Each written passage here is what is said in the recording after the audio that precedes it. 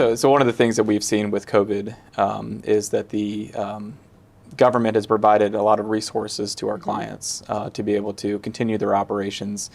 Whether it's that Shuttered Venue Operators Grant for a lot of our performing arts organizations, PPP funding, employer retention credits, has definitely expanded the types of revenues that we've seen and had to really dig into. But I know specifically with the Shuttered Venue Operators Grant, we've seen an increase in our single audit requirements. So when you get federal funding that's over $750,000, you're required to do a special audit, not only in your financial statements, but also that the federal funding specific to that program to make sure it's being utilized in the right manner. So I don't know if you can talk about the experience that we've had over the past year of expanding these single audits and doing more of those. Absolutely. So I know with a lot of our clients, the Shuttered Venue Operator Grant was the big one where they got a big chunk of money. It was over that $750,000 threshold.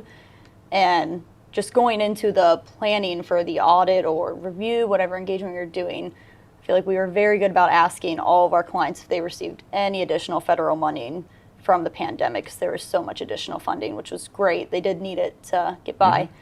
So knowing that we were asking about that, I don't know that the clients were always aware there was this additional compliance audit that they had to get. So we were able to tell them up front that we were going to have to do this additional testing specifically on that program, more for a compliance standpoint. So I think they appreciated us being very upfront about that. They knew there was going to be some additional work to do for the year. We tried to make it as smooth as possible, as easy on them as possible, since they're not used to getting that every year. I know we've had a few clients that needed that. I think they really appreciate our help with that, especially since we'll go do the data filing for them after the fact. Yeah, so.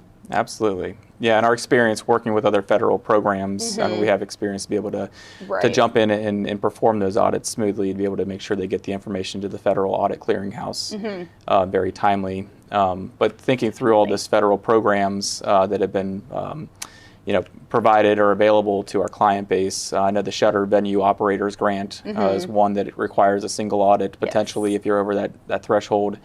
I know a number of our clients got provider relief funds through the Health and Human Services programs, as well as CARES Act funding from the county or the state that potentially could have required them to get that special audit, that compliance audit. Right. The ones that we've seen, though, that received the Paycheck Protection Program grant or loan PPP program that did not require that funding a compliance audit, as well as his employer retention credit did not require those audits, special guidance audits as well. Correct. We were able to exclude that from the 750 threshold. Yep, absolutely.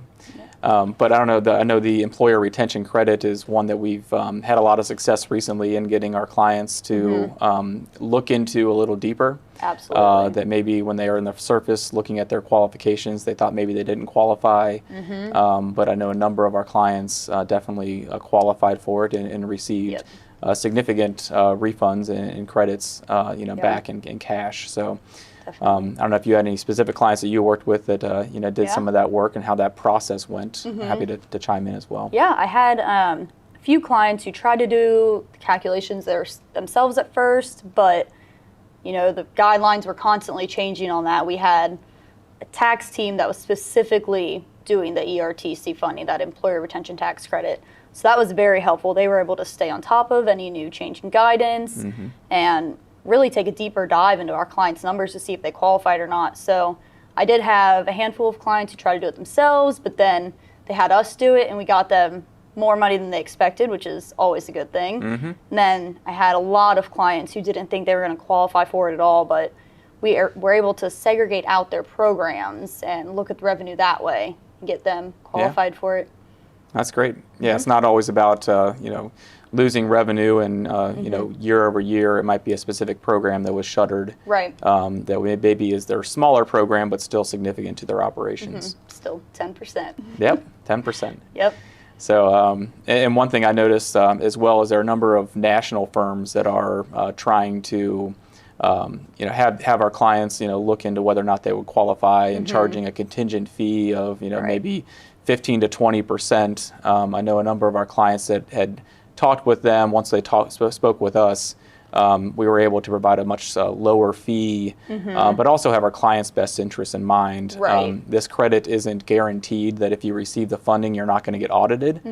So you might, down the road, several years down the road, have the IRS come back and do an audit. So you want to make sure there's somebody that has your best interest in mind. Exactly. That when you're looking at whether you qualify, you're taking a not a conservative approach, but you're taking a reasonable approach. Right. Not too aggressive, to just try and get as much as possible. Exactly. Yeah. So we're definitely have helped a number of our clients. I know. Just again save some fees, but also make sure they're putting their best foot forward.